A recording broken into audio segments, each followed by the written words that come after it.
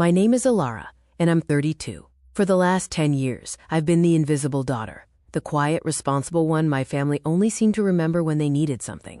My younger brother, Gideon, is the golden boy, a charismatic, 30-year-old black hole of failure and entitlement that my father orbits around like a devoted moon. When our mother, the only person who ever really saw me, passed away 2 years ago, I became a ghost in my own family history. I live 5 states away, working as an archivist, a job that suits me. I'm good at preserving the past. I'm just not included in my family's present. That is, until I got a call from a nosy old neighbor telling me my father and brother were selling my childhood home. My mother's home. The one she'd promised would always be a safe harbor. The one they were selling right out from under me, without so much as a text message. They thought I'd just let it go. They thought I was just the quiet, sad girl who wouldn't make a fuss. They forgot what my mother taught me. They forgot about the games we used to play. And they definitely had no idea what she buried for me under the old oak tree, a final, secret I love you that was about to become their absolute worst nightmare. This isn't just a story about a house. It's about a reckoning. It's about a family that built its entire future on a foundation of secrets and lies, and the daughter who finally showed up with a shovel. If you've ever been the one underestimated, the one they ignored, the one they thought they could just erase, you're gonna want to see this. Hit that subscribe button and stick around. And let me know in the comments, what's the one secret you'd dig up if you had the chance? My childhood was a masterclass in duality. On one side, there was my mother, Elena. She was my sun, my moon, my everything. Our world was one of shared secrets, inside jokes, and a language spoken only in the quiet garden behind our house. She was an artist, a woman who saw the world in vibrant, messy colors, and she saw me, her quiet, bookish daughter, as her greatest confidant. She called me her Ellie Bean, her little archivist, because of the way I'd meticulously save wildflowers she'd picked, pressing them into old books. We were a team, and then there was the rest of the family, my father, Arthur, and my brother Gideon. If my mother's love was a warm, blazing fire, my father's was a dim 20-watt bulb. He's a man who lives in a state of perpetual, mild disappointment. He had wanted 2 sons, and he got me first. When Gideon came along 2 years later, it was like the sun had finally risen in his world. Gideon was the golden boy from the second he took his first breath. He was loud, he was demanding, he was charismatic, and he was, in my father's eyes, perfect. He was everything I wasn't. Our lives were a split screen. I'd bring home a straight-A report card, and my dad would give a curt nod and say, "That's what's expected, Ilara." The same afternoon, Gideon would come home with a C- and a note from his teacher about disruptive behavior, and my dad would laugh, ruffle his hair, and say, "That's my boy, always keeping them on their toes." The injustice was so blatant, so casual, that by the time I was a teenager, I just stopped trying to win his approval. I had my mom. That was enough. But my mom, she saw it all. She saw the way I was being erased, and she fought back in the only way she could. She made our bond a fortress. Our garden was our sanctuary. The house, which had been her mother's, was our world. "This house has good bones, Ellie," she'd tell me, her hands covered in paint. "It holds memories. It holds the truth. Never forget that." She was always talking about the truth. It was her obsession. My father and brother, they lived in a world of easy lies and convenient narratives. Gideon's failures were learning experiences. My father's emotional neglect was just his way. My mother was the family's unwilling historian, the one who remembered everything. When she got sick, it was fast and brutal. A pancreatic cancer diagnosis that went from stage 1 to hospice in less than 6 months. The light of my life went out, and I was left in the cold, gray world of my father and brother. Her death 2 years ago was an amputation. I wasn't just grieving, I was lost. My father and Gideon, however, seemed almost relieved. The one person who had always held them accountable was gone. I couldn't stay. The house, once my sanctuary, felt haunted, full of their suffocating, dismissive energy. I packed my bags, finished my master's in library science, and took the first archivist job I could find, a quiet, dusty position in a university library 5 states away in Pennsylvania. I buried myself in other people's pasts to escape my own. My relationship with my family became a series of tense, perfunctory holiday phone calls. Gideon would get on, brag about some new harebrained startup he was launching, which I knew my dad was funding, and then ask if I was still playing with old books. My dad would end the call with a simple, "Well, take care of yourself." They never asked me to come home, and I never offered. I was in the university archives, meticulously cataloging a collection of 19th century letters, when my phone buzzed with an unfamiliar number. I almost ignored it, but something made me answer. "Ilara?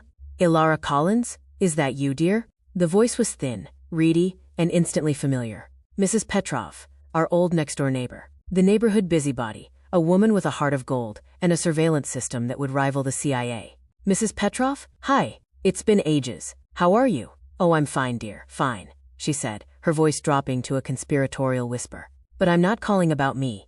I had to call you, Ilara. I just feel sick about it. It's a crying shame, what they're doing to your mother's memory. A cold spike of dread hit my stomach. What? What are you talking about? Is my dad okay? Is Gideon? Oh, they're fine, she snorted, the word fine, loaded with disapproval. More than fine, apparently. They're selling the house, dear. The archive room was silent, but I heard a loud, rushing sound in my ears. What? What do you mean, selling the house? A big, ugly for sale sign went up on the lawn this morning. A fast cash sale, it says. And I saw your father and Gideon out there, with some man in a slick suit, laughing, Ilara, right on your mother's front porch. And the house, they've just let it go. The garden is a weed pit. Your mother's beautiful roses, all dead. It's a disgrace, that's what it is. I just thought you should know.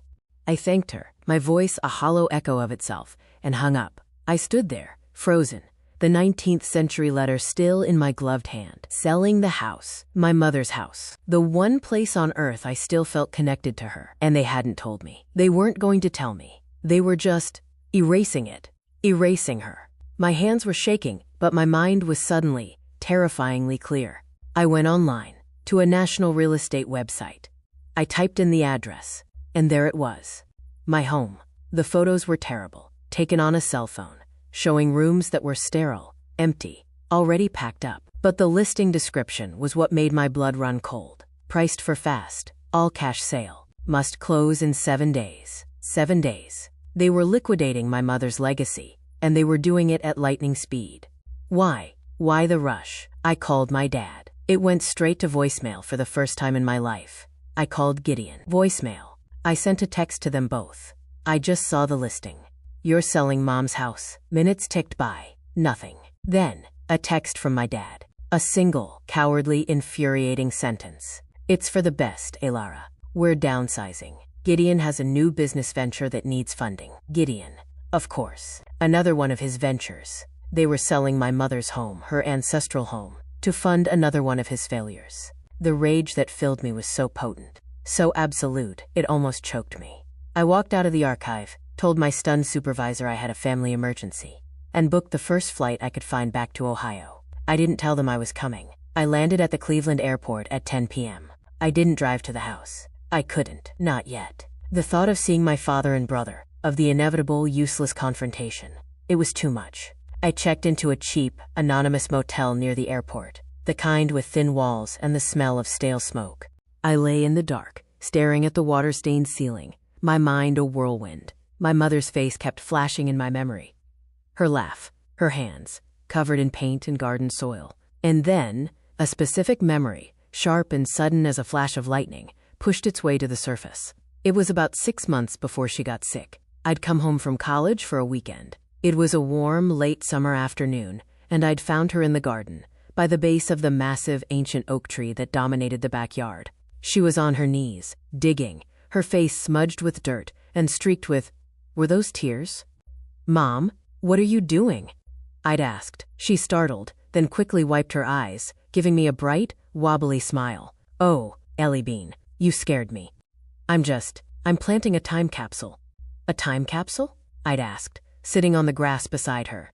Like we used to? When I was a kid, we were always burying treasures, a favorite drawing, a pretty rock, a secret note. Something like that, she'd said, her voice strange and quiet. She placed a small, metal, fireproof lockbox into the hole she'd dug. It wasn't one of our old, rusty cookie tins. This was a real safe box.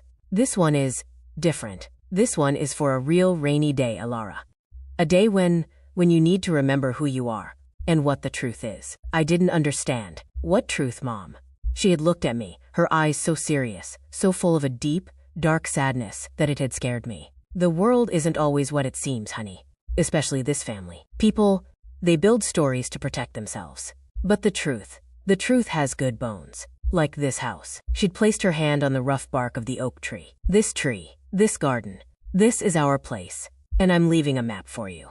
Just for you. She'd pulled a small silver locket from her pocket, one I'd never seen before. This was my grandmother's. The key is inside. She'd placed the locket into the box, locked it with a tiny key from her pocket, and then handed me the key. You keep this, Ellie. Put it on your own keychain. Don't ever lose it. And don't ever tell your father or your brother about this. This is our secret. Promise me. I had promised. I'd dismissed it as one of her artsy, eccentric moments. I'd put the small, strange key on my keychain, where it had remained for years, a forgotten, sentimental token. Until now. Lying in that motel bed, the memory washed over me with the force of a tidal wave. A day when you need to remember what the truth is. This was it. This was the rainy day. She had known. Somehow, she had known they would do this. She had left me a map. My breath hitched. I looked at my keys, tossed on the nightstand. The small, ornate silver key was still there, looped onto the ring with my car key and my apartment key. It wasn't a game. It was a message. I looked at the clock. 1:30 a.m. They would be asleep. The house was being sold in less than a week. The developer, the all-cash offer, they'd be walking the property soon, maybe even starting to tear up the yard. It was now or never. I grabbed my keys, my wallet, and the small foldable shovel I kept in the trunk of my rental car for roadside emergencies. It was time to go digging. The drive to my childhood home was the longest of my life. The streets of my hometown, once so familiar, looked alien and hostile in the dead of night. When I turned onto my old street, I killed the headlights and parked 2 blocks away, my heart hammering against my ribs like a trapped bird. I walked the rest of the way, sticking to the shadows, my small shovel in my backpack. The house, my mother's house, was dark. The for sale sign on the lawn was a white, rectangular ghost in the moonlight. It was a buy-owner sign, I now noticed, with a contact number listed. Not my dad's. Gideon's. Of course. He was brokering the deal himself, probably to avoid paying a real estate agent's commission. I slipped around the side gate, the old hinge groaning in the silence. I froze, waiting, but no lights came on. The backyard was just as Mrs. Petrov had described, a wreck. My mother's famous, beautiful rose bushes were dead, thorny skeletons. The vibrant flower beds were choked with weeds. It was a graveyard of her memory, and my father and brother were the willing undertakers. I felt a surge of cold, clarifying rage. I went straight to the old oak tree. It was massive, its branches spreading like a dark canopy against the stars. And at its base, almost completely overgrown with ivy, was Herman, the small, stone garden gnome my mother had been so fond of. This is our spot. I knelt in the damp, cold earth and began to dig. The ground was harder than I'd remembered, tangled with roots. I dug for almost an hour, my breath coming in ragged, panting clouds in the cold air. My hands were raw, my muscles screaming. I was covered in dirt and sweat, my mind racing. What if I was wrong? What if it was just a kid's game, a box of old, rotten drawings? What if, after all this, I found nothing? And then, my shovel hit something hard. A dull, metallic thunk. I dropped to my knees and clawed at the dirt with my bare hands, my nails filling with mud. My fingers brushed against the cold, hard metal of the lockbox. It was real. It was there. I worked the shovel underneath it, leveraging it, and finally pulled the heavy, mud-caked box from the hole. It was about the size of a shoebox, solid and locked. I fumbled for my keychain, my fingers shaking so violently I could barely fit the small, silver key into the lock. It clicked. It turned. I lifted the heavy lid. A blast of musty, dry air hit my face. Inside, it wasn't a child's treasures. It was a stack of thick, manila envelopes, all perfectly preserved, sealed with wax, and addressed to me in my mother's elegant, familiar handwriting. My hands were trembling. I pulled out the top envelope. It was the thickest one. On the front, she had written, "The truth. Read this first, and know that I love you. My Ellie Bean. More than you'll ever know." I was just about to open it when I heard a sound that made my blood freeze. Just what in the hell do you think you're doing? The backyard floodlights snapped on, blinding me in a harsh, sudden glare. I staggered back, shielding my eyes. Standing on the back porch, his face a mask of pure, sleepy fury, was my brother, Gideon. And behind him, looking pale and ghostly in his bathrobe, was my father. "I asked you a question, Alara," Gideon sneered, stalking down the porch steps and onto the lawn. He was wearing silk pajamas and a look of supreme, violated entitlement. "It's 3 in the morning. What the hell are you doing, digging holes in our backyard like a damn dog?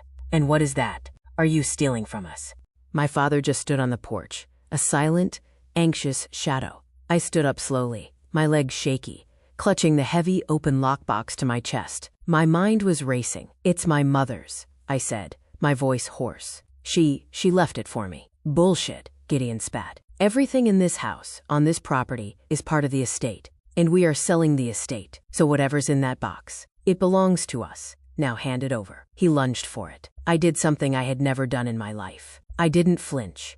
I didn't cry. I didn't apologize. I moved faster. I sidestepped his clumsy grab and, in one fluid, adrenaline-fueled motion, I swung the heavy metal box like a weapon, catching him hard on the shoulder. "Yow!" he shrieked, stumbling back, clutching his arm. "She hit me. Dad, she hit me. Don't you ever put your hands on me," I said, my voice low and shaking with a cold rage I didn't recognize in myself. "This is mine. Mom left it for me. Alara, stop this." My father finally found his voice, his tone, a mix of fear and weak authority. "What is going on? What is in that box? Just bring it inside. Let's all talk." "Oh, you want to talk?" I said, a wild, bitter laugh bubbling up in my throat. "After you sold my mother's house out from under me without a word? After you let her garden, her sanctuary, die and rot? Now you want to talk. It's just a house, Alara," my father said, wringing his hands. "It's for the best. Gideon has this new business venture. It's a sure thing." "A sure thing?" I looked at Gideon, who was still rubbing his shoulder and glaring at me. "Like the Artisan Kombucha Company? Or the luxury crypto art gallery? Which failure are we funding this time, Gideon?" "You don't know what you're talking about," he snapped. "This is a major real estate deal. It's going to make us millions. By selling Mom's house for a quick cash offer?" I countered. "The sign says, buy owner. You're so desperate for money you're not even using a real agent, are you? You're probably selling it for half its worth, just to get your hands on the cash fast." The look of guilty panic on my father's face told me I'd hit the nail on the head. They weren't just selling it, they were liquidating it. "That's none of your business," my father said, his voice weak. "Now, what is in the box?" "I don't know," I said honestly, looking down at the stack of sealed envelopes. "But Mom called it the truth, and she wanted me to have it, not you, not him." I held up the top envelope, the one addressed to me. "So here's what's going to happen. We are all going to go inside. We are going to sit in that sterile, empty living room you've already packed up. And I am going to open this, and we are all, finally, going to find out what the truth is. Together, as a family." I walked past them, my head held high, mud-caked and trembling, but for the first time in my life, I wasn't the one who was scared. They were. The living room was a graveyard of memories. The furniture was gone, replaced by stacks of labeled cardboard boxes. Gideon, office, Dad, study. I saw a small box in the corner, tossed aside, marked Elena, Misk. My mother's entire life, reduced to a miscellaneous box. The air smelled of dust and packing tape. We sat in a triangle of hostility. I sat on the floor, my back against the wall, the metal box in my lap. My father took a folding chair, and Gideon paced back and forth, vibrating with a toxic, nervous energy. "This is ridiculous," he kept muttering. "It's probably just old pictures. We're wasting time. The buyer is doing the final walkthrough on Monday. That was less than 48 hours away. The sale was that close." "Shut up, Gideon," I said, without even looking at him. I took the small, silver key from my keychain and unlocked the box. I pulled out the top envelope, the one addressed to me. "For Alara. For the rainy day." My hands were shaking. I broke the wax seal. Inside was a single, folded piece of paper and a thick, official-looking document. The paper was a letter, in my mother's familiar, swirling handwriting. "My dearest Ellie Bean," it began. "If you are reading this, it means the rainy day has come. It means I am gone, and the men in this house have finally shown their true colors. I am so sorry, my love. I tried to protect you, but I was a coward in so many ways. I was afraid to leave your father, and I was terrified of what your brother was becoming. I was not strong enough to fix them, but I was strong enough to protect you. You were always the strong one, Ilara, not me. I hid. I painted. And I planned. I knew they would try to take this house from you. They always saw it as an asset, a thing to be sold. They never understood that it was a life. It was my life, and my mother's before me. They do not deserve it. And legally, it is not theirs to sell." My head snapped up. I looked at my father. His face was ashen. I unfolded the other document. It was a formal, notarized, holographic will, written and signed entirely in my mother's hand, witnessed by her two oldest friends, Mrs. Petrov, and our family doctor, Dr. Chen. It was dated 6 months before her diagnosis, back when she was in perfect health. It was simple, brutal, and crystal clear. I, Elena Collins, being of sound mind and body, I read aloud, my voice ringing out in the empty room. Do hereby declare this to be my last will and testament, revoking all prior wills. To my husband, Arthur Collins, I leave the sum of $1 for services rendered as a partner. I suppose I am contractually obligated to acknowledge. To my son Gideon Collins I also leave $1, and my profound disappointment. He has already taken more than his share from this family, and he will get no more from me. Gideon let out a strangled, furious sound. It's a fake. She was sick. She was on medication. You manipulated her. You grave-robbing bitch. She wasn't sick when she wrote this, Gideon, I said calmly, my eyes scanning the date. She wrote this a year before she even got a cold. She was perfectly healthy. And she saw you. She saw both of you, for exactly who you are. I continued reading. And finally, to my daughter, Elera Collins, my Ellie Bean, my archivist of truths, I leave everything. My ancestral home at 124 Oakwood Drive, and all its contents. My personal investments and savings accounts. My art, my books, my journals. It is all yours, Ilara. It was always yours. Live a beautiful life here. Be happy. Don't let them dim your light. This house is your fortress. Protect it, and protect yourself. I looked up. The room was spinning. The house, it was mine. It had always been mine. That's not possible, my father stammered. We had a will. A joint will. Everything went to me. The lawyer. What lawyer, Dad? I asked. The will I'm holding is holographic. It's handwritten. It's signed, dated, and witnessed. And in this state, a newer, valid holographic will supersedes any previously filed one. This is her last will. This is the real one. It's a lie, Gideon roared, his face purple. She was crazy. We'll contest it. We'll prove she was incompetent. You'll never get this house. Won't I? I asked, my voice dangerously soft. You might want to see what else is in the box before you start making threats, Gideon. Because beneath the will, there was another, thicker, heavier envelope. It was sealed with the same red wax. And on the front, my mother had written 3 words. The Gideon problem. Only if you must, my love. My father saw the envelope, and all the color, all the fight, drained from his face. He looked like he had just seen a ghost. He sank onto one of the packed-up boxes, his head in his hands. Ilara, don't, he whispered, his voice a dry, rattling sound. Please. You don't need to. You won. You have the house. Just let the rest of it lie. Let it lie? I asked, my blood running cold. Let what lie, Dad? What is the Gideon problem? Gideon himself looked confused for a second. Then, his face contorted into a mask of pure, animalistic terror. Don't you dare, he hissed, his eyes darting between me and our father. That's not real. It's lies. She made it up. Made what up, Gideon? I asked, my hands trembling as I broke the wax seal on the second envelope. This wasn't just about a house anymore. This was about a secret so dark it had driven my mother to create this desperate, buried treasure map. Inside, there was no letter. Just a small black USB flash drive, a stack of what looked like bank statements, and a single, notarized, handwritten confession, signed by Gideon Collins. I read the confession first, my eyes scanning the page, my brain struggling to process the words. It was dated 5 years ago, shortly after Gideon had dropped out of his second attempt at college. It was a full, detailed, and horrifying admission of guilt. He had borrowed my father's car without permission. He had been driving drunk, speeding. He had hit a young woman, a cyclist, on a dark country road, and he had left her there. He had driven home, his front bumper crumpled, and told our parents he'd hit a deer.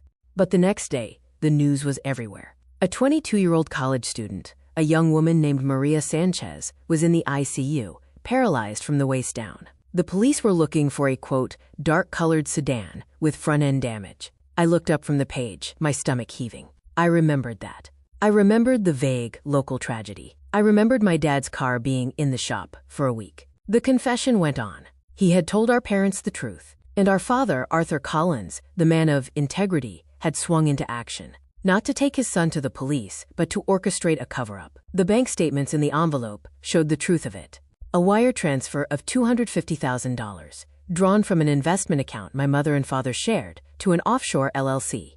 And a second transfer from that LLC to the victim's family, who had, 2 weeks later, publicly withdrawn their calls for witnesses and accepted a private, anonymous settlement from a local benefactor to cover Maria's lifelong medical care. My father hadn't just paid them off, he had laundered the hush money. And the USB drive. I didn't even need to look. I knew what would be on it. Mom was a painter, I whispered, remembering her late nights in her studio. But she got really into digital art that last year. She was always recording things. For her projects. Ilara, stop, my father begged, his voice cracking. I pulled my laptop from my backpack, plugged in the drive, and hit play. It was an audio file. My mother's voice, clear as day, and my father's. She had recorded him, Arthur's voice. It's done. The family agreed to the settlement. They won't talk. The police are closing the case. My mother's voice, trembling with rage. And what about the girl, Arthur? What about Maria Sanchez? She'll never walk again. And he, a sob. He gets away with it? Arthur's voice, cold and final. He is my son, Elena. I will not let his life be ruined by one stupid, youthful mistake. It is handled, and you will never speak of this again. Do you understand me? My mother's voice. Oh, I understand. I understand everything. And God help you, Arthur. God help us all. The audio file ended. The only sound in the room was Gideon's harsh, ragged breathing. So that's it, I said. The pieces of my entire life finally, horribly, clicking into place. That's why he's the golden boy. That's why he gets everything he wants. That's why you let him drain your finances. Why you were willing to sell my house. Why you enabled his every pathetic whim. Because you weren't just protecting his potential. You were protecting your crime. You were all just paying him, in your own way, to keep the secret. The $250,000 to the victim's family was the first payment. Enabling his entire useless life, that was the second.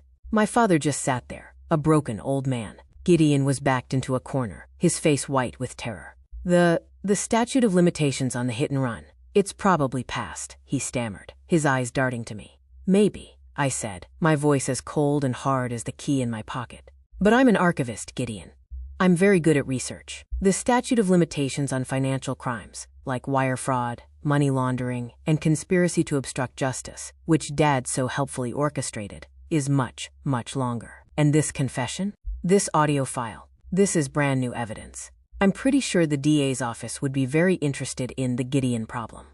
The fast, all-cash sale was, it turned out, a desperate, last-ditch effort to pay off new debts. Gideon, it seemed, had discovered online gambling. He owed over $100,000 to some very unsavory, very impatient people. The developer who had given them the all-cash offer was just a predatory lender, offering them pennies on the dollar for the house. Just enough to cover Gideon's new mess and give them a tiny, pathetic amount to start over. They were going to sell my mother's legacy, my inheritance, for less than half its market value, all to save the golden boy, again. So, I said, closing my laptop, the silence in the room feeling heavy and final. Here's what's going to happen now. I looked at my father. The sale is off. This house is, as of this holographic will which I will be filing with the probate court tomorrow morning, legally and entirely mine. You will call that developer, and you will tell them the deal is void. You will tell them the property is no longer yours to sell. They can, and probably will, sue you personally for breaking the contract. That sounds like a you problem, Dad, not a me problem. Ilara, please, my father whispered. Gideon's debts. These people are dangerous. Are they?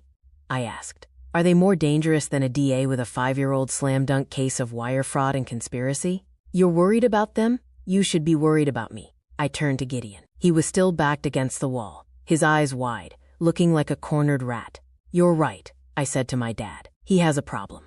A big one. So here's the solution. I pulled out my phone and dialed the number for a place I had researched on the long flight home. Yes, hello, I said, my voice bright and professional. I'm calling about your inpatient, 90-day recovery program. The one for compulsive behaviors. Yes, I have a candidate. My brother, actually. I'd like to reserve a bed for him.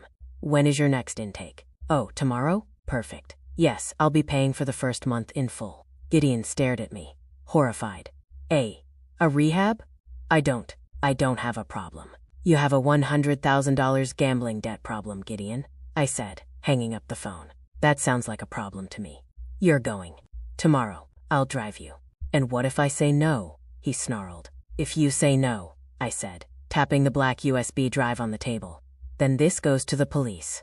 Right now. You can have 90 days of group therapy and quiet reflection in a nice facility in the countryside. Or you can have 5 to 10 years in a state prison. Your choice. He looked at my father, desperate for a rescue. For the first time in his life, My father just looked away. The Golden Boy's protection, his lifelong get-out-of-jail-free card, had just expired. And as for you, Dad, I continued, turning to the broken man on the folding chair, you're not going anywhere. This is my house now, which means you are my tenant. You can stay. You can live here, in my mother's house, for as long as you live, for the low, low price of $1 a year. He looked up, a flicker of desperate, pathetic hope in his eyes. But, I continued, there are conditions. You will be the caretaker. You will restore my mother's garden to exactly how it was. You will prune her roses. You will pull every weed. You will not sell a single piece of her furniture, which I will be having moved back in. You will live here, every day, surrounded by her memory, and you will think about what you did. You will think about the woman whose legacy you and your son tried to sell for scrap. And, I added, you will go to therapy. A real one, to deal with your spineless enabling. And you will never give your son another dime. Because if I find out, and I will find out, that you have sent him so much as a penny, this whole deal is off.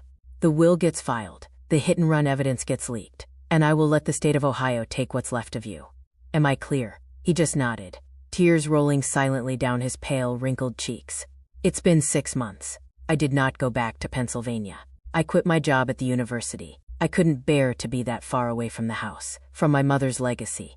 I transferred the contents of the lockbox to a bank's safe deposit box, all except the will, which I filed with the probate court. As I'd predicted, there was no contest. The will was ironclad. The house, and my mother's surprisingly substantial investment portfolio, were now legally, entirely mine.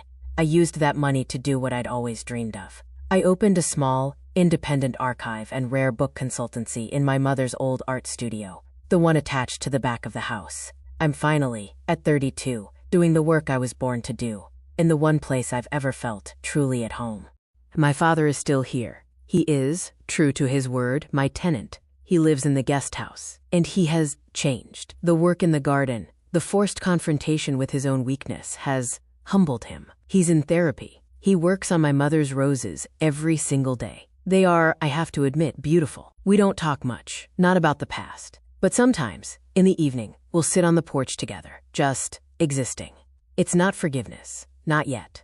But it's a start. Gideon finished his 90-day program. I drove him there myself, and when he tried to refuse at the gate, I just held up the small, black USB drive. He went inside. When he got out, he didn't come home.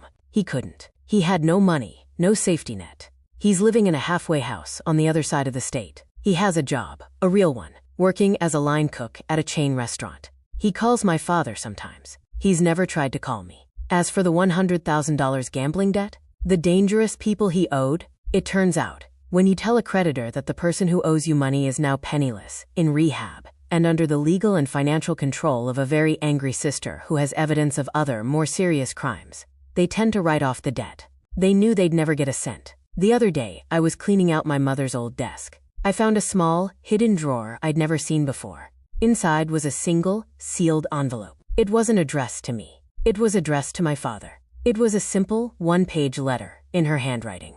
Arthur, it read, I know you will find this after I am gone. I know you will be angry about the will.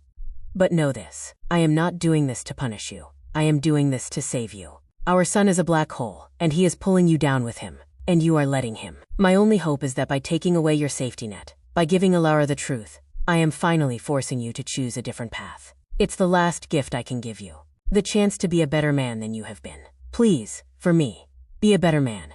Don't let our daughter down too. I refolded the letter, and, that evening, I gave it to my father. He read it, his hands shaking, and he wept for the first time since she had died. He wept for her, for his son, and for the man he had failed to be.